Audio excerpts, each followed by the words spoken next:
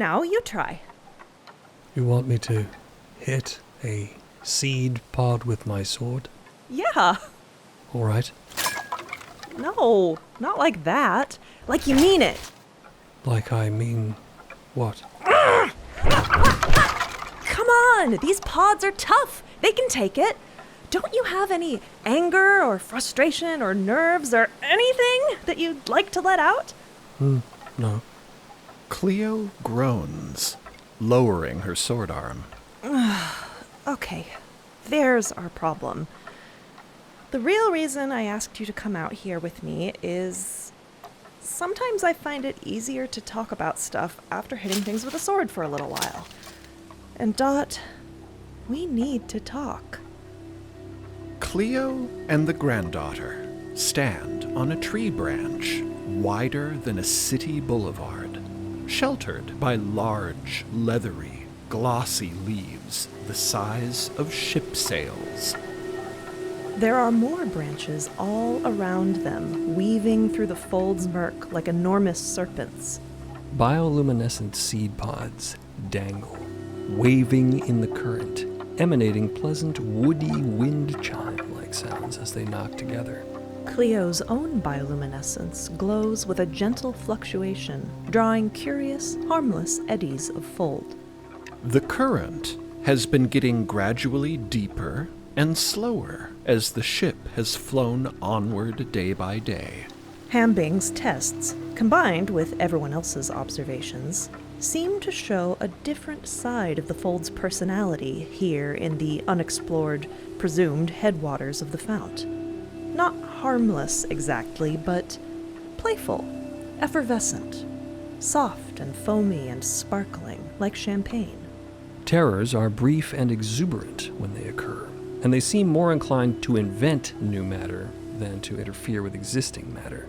It's like the cosmos' sketchbook, Zila had said, after hearing Hambing's explanation. Or its laboratory, the biological man suggested. In any case, after appropriate assessment, the Fold has been deemed safe to enter, and this is their first opportunity to get boots on the ground within it. Whatever this is, it is not an island, but it's not quite an islet either. Even the known cosmos has a pretty flexible definition of what counts as an islet. But a single monumental hovering tree? That's a new one. The dark shard of the ship looms somewhere above, obscured by vast leaves, and the fold-safe lanterns of other survey teams bob and wander on other branches at a distance.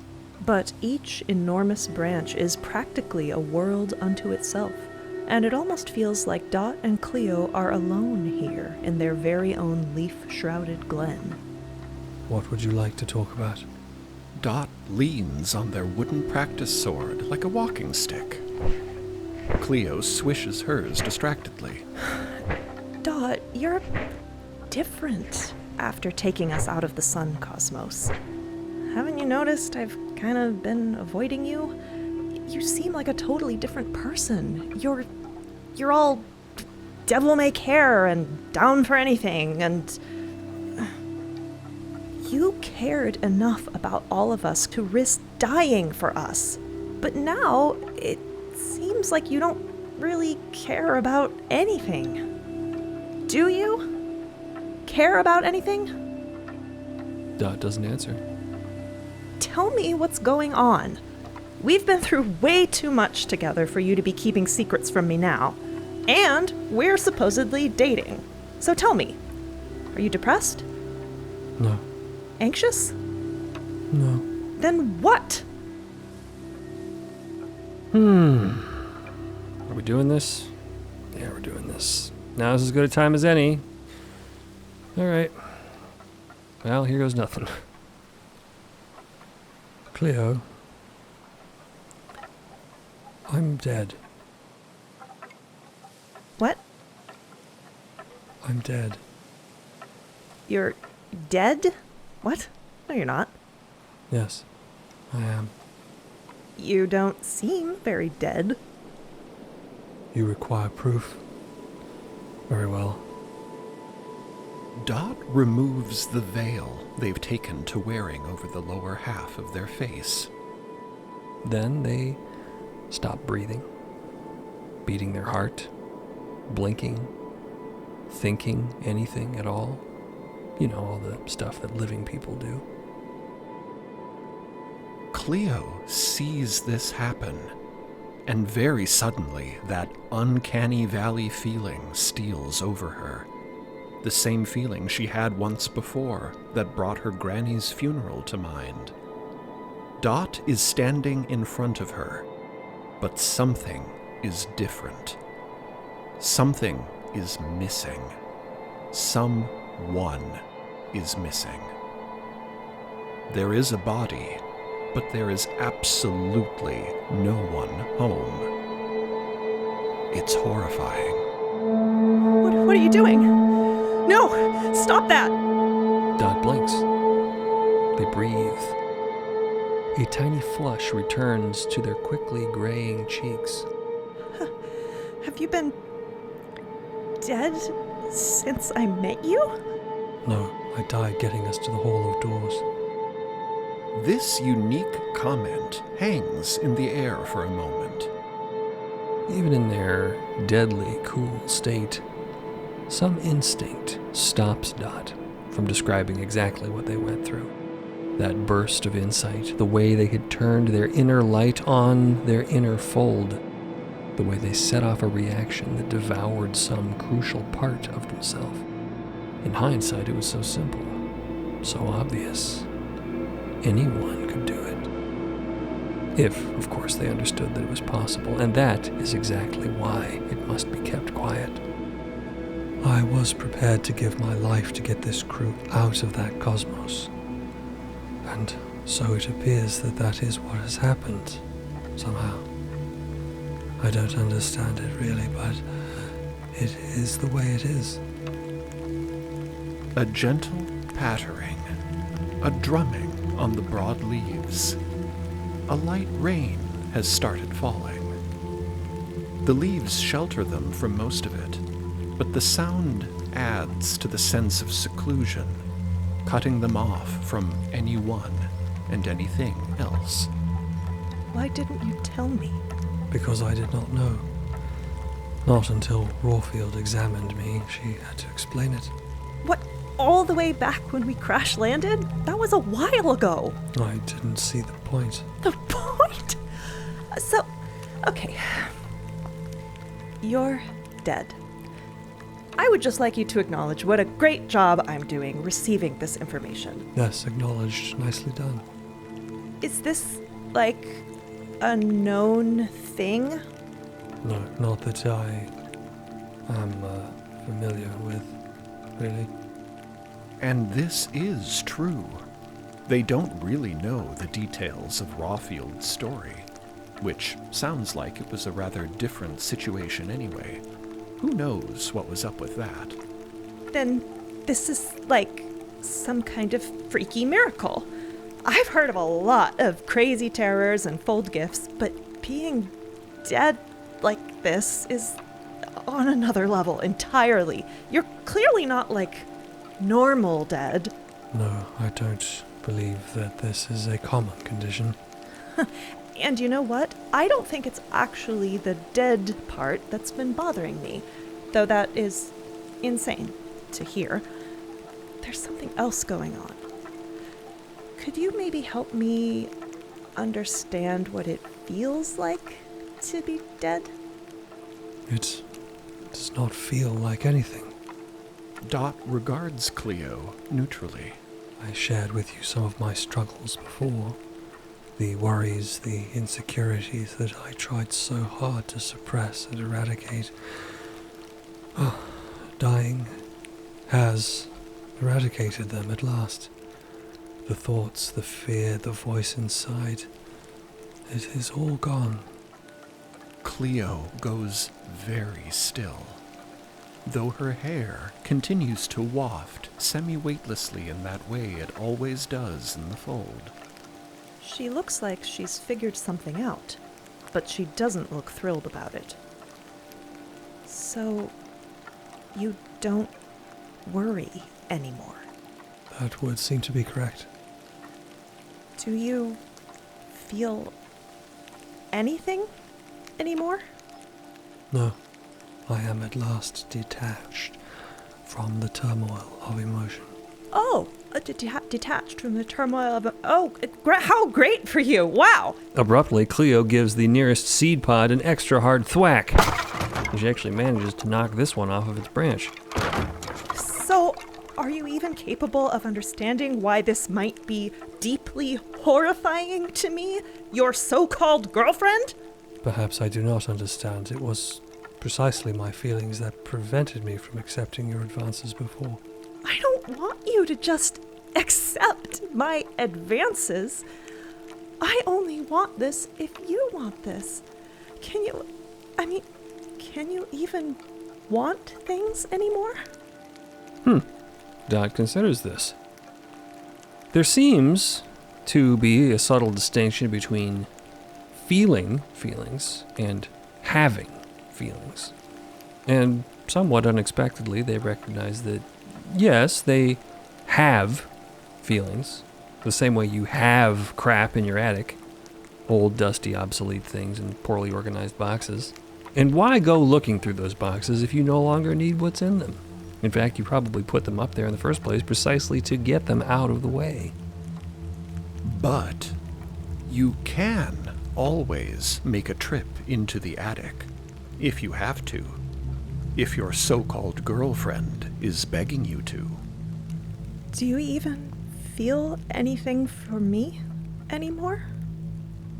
With the same intonation as a grocery clerk being asked to check if something is in stock in the back, Dot says, Let me find out. And into the attic Dot goes.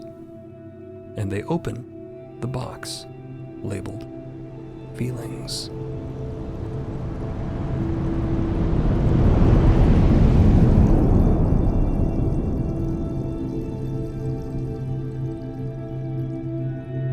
It's like Dot hasn't seen Cleo for years. Like they never expected to see her ever again, because they didn't. But here she is.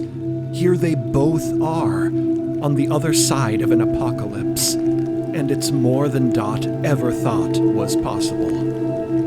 The weight of everything they've gone through comes crashing down, and through it all, Dot is just so relieved to be with her, here, now.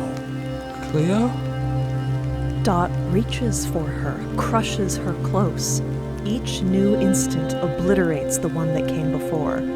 Dot's fingers are twisted up in Cleo's hair, swimming through that sea of pink.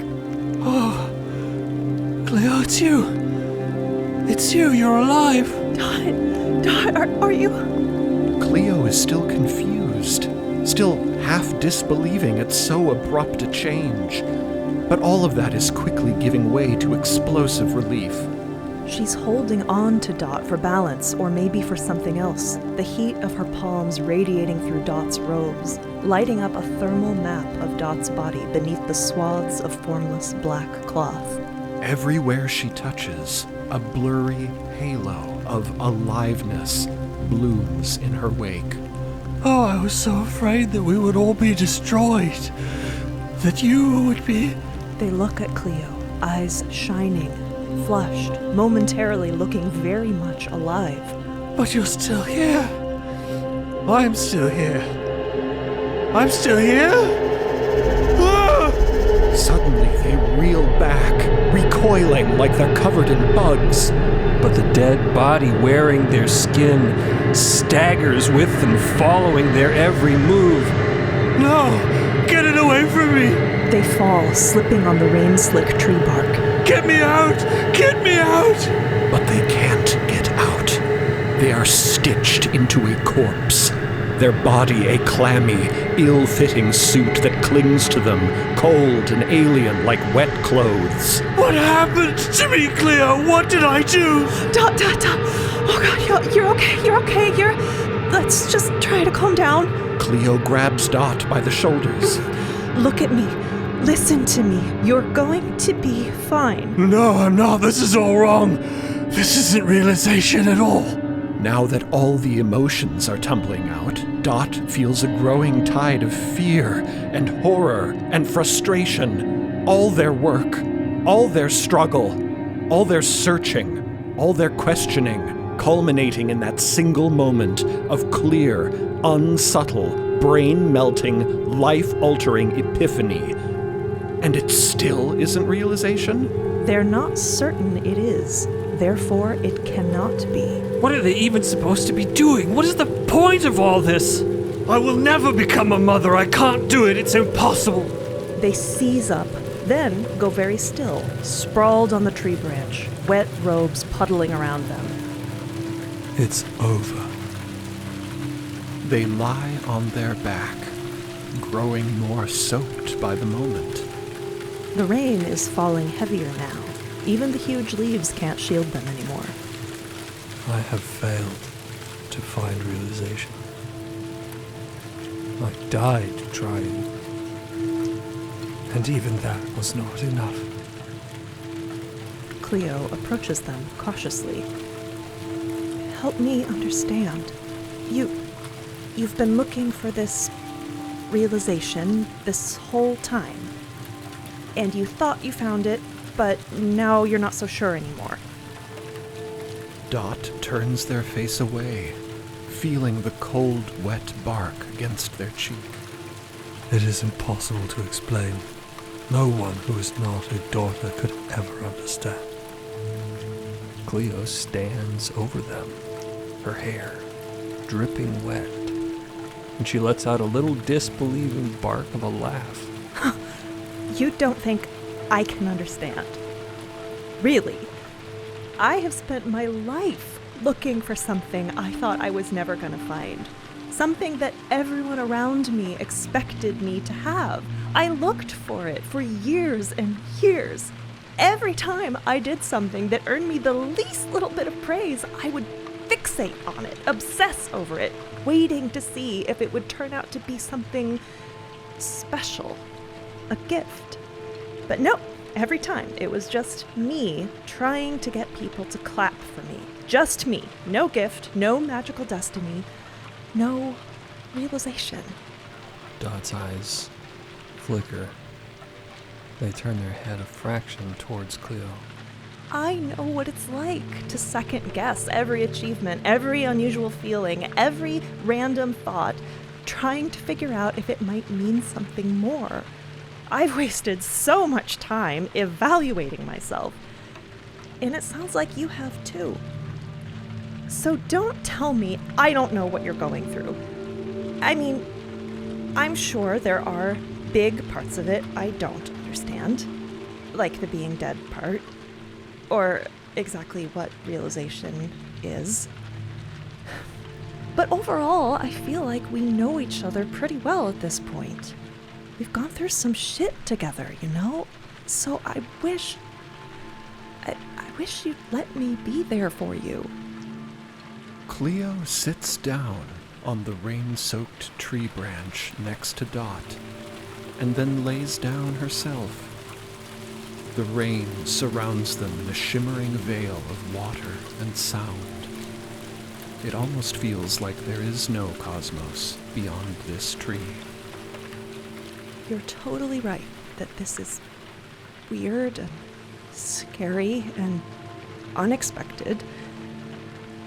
But it doesn't have to be lonely, too. Weren't you the one who said the present is all we have? I suppose I was.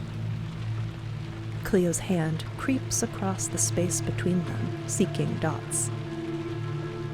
So you really think you can't become a mother anymore?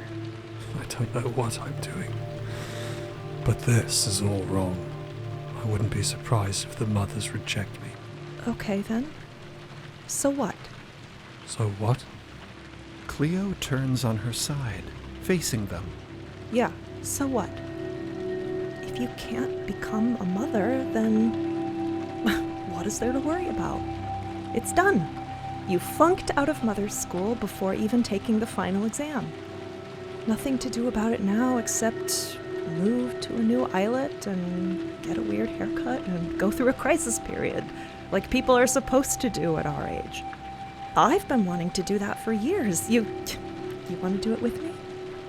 We could get an apartment together in Stationery Hill, and I could work at that infinite bread place, and you could work at Unemployed, and just read Princess Shiny on the couch for a few months straight until you feel your motivation come back.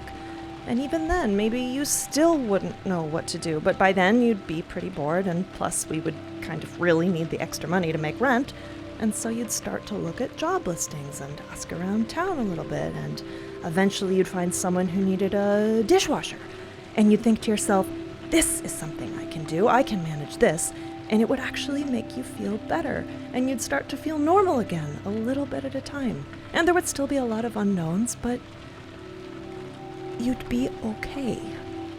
And I'd be there. This vision shimmers, mirage-like, in Dot's mind. They choose to have it. So there it is. And they don't want to let it go. Dot turns on their side, too, facing Cleo. Wet hair matted across their face. But I'd still be dead. Who cares? Weird shit happens to people in the fold every day. You're not so special. Cleo huffs, rolling her eyes. I mean, obviously, I think you're incredibly special, and I hope you know that. She smiles. I don't think this happens to people every day. But you're right. I don't want to be alone for it. I'm afraid of being alone. But I am also afraid of what it takes to not be alone. Do you still want to try?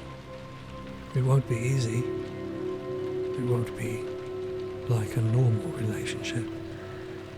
Even if I still have the ability to feel, I'm not. They swallow. I'm not like I was before, and I don't believe that I can be again. The attic in Dot's mind beckons to them. Open, waiting, ready to receive whatever they're done using. But they're not ready to close the boxes yet. Everybody changes. That's okay. My granny always used to say that trying to keep people the same forever is like keeping a plant in a pot that's too small. Dot has the urge to smile. So they do. Your granny was very wise. They pull Cleo's hand to their chest. Cleo feels their heart beating fast. I don't know about moving to Stationery Hill and all of that. There is far too much that I need to figure out about myself. But I do want to be here with you now. Cleo beams. Sounds like a plan. And to be honest, I don't even really know what I want to do after. It feels so weird that we're actually headed home again. I was looking forward to this expedition for so long. I mean, just traveling to MIDST from home took longer than the entire voyage so far. At least it feels that way. I'm not sure how long we were actually in the other cosmos, and how long we were in that spooky hallway place. Anyway, whatever. My point is, it's almost over. All that insanity, and now it's almost over. So what's next? Do I go back home? I'm not exactly the most popular Gilmouth, but I'll always have a place there. I can go back to playing a support role in someone else's life. Or, if not that, then what? She raises her other hand, the hand not having its fingers delicately caressed by Dot. And she looks at her freckles, glowing in the darkness. And my lights. In that other cosmos, they had a purpose. Getting home seemed like the most important thing ever, so I felt important. And now we're home, as far as my lights are concerned, and I don't know what I'm supposed to be looking for anymore. I'm here. I found it. It's done. She turns back to Dot. But you know what I can't stop thinking about? When you kissed me, I lit up. It broke all the rules I thought I'd learned about how my fold gift functions. It's like the way home didn't matter anymore in that moment. So if home isn't some objective, immutable, predetermined thing that's hardwired into my biology, then what is it? What if my fold gift is something that can be changed? What if what I want matters? And if it does, that means I have to figure out what I want. Why does that scare me? You are accustomed to deprioritizing your desires. That's one way to put it. It feels like I just figured out what I'm for. It felt so good to have that uncertainty cleared up once and for all, and now I have to start all over again. I understand. Yeah, you do, don't you? Cleo gazes at them steadily. I do know some things I want, though. It's hard to know who starts it this time. It's very different from their first kiss. Cleo's teeth bang too hard against Dot's lip. But there is no sensation until Dot identifies that they would like there to be sensation. Any of the sensations involved in kissing Cleo. And only then does their lip start stinging. They want to be alive for this. And so, here and now, they are.